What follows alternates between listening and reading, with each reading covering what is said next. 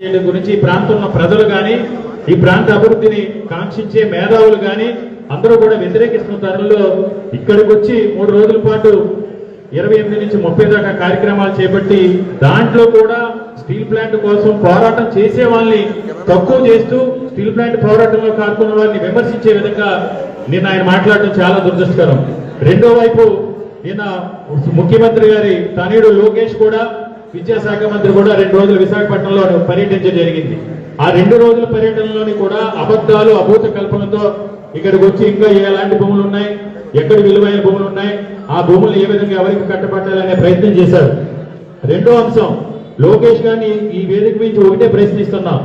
ఒక బీసీ సామాజిక వర్గానికి సంబంధించిన మహిళని మేయర్పేట నుంచి తిరిగి నిన్న ఆంధ్ర యూనివర్సిటీలో జరిగిన ఒక సమావేశంలో కనీసం మీరు ఎన్నుకున్న మేయర్ను కూడా వేదిక మీదకి వెళ్ళలేదు. జనరల్ గా మేయర్ అంటే ఆ నగరానికి ప్రథమ పౌరుడు.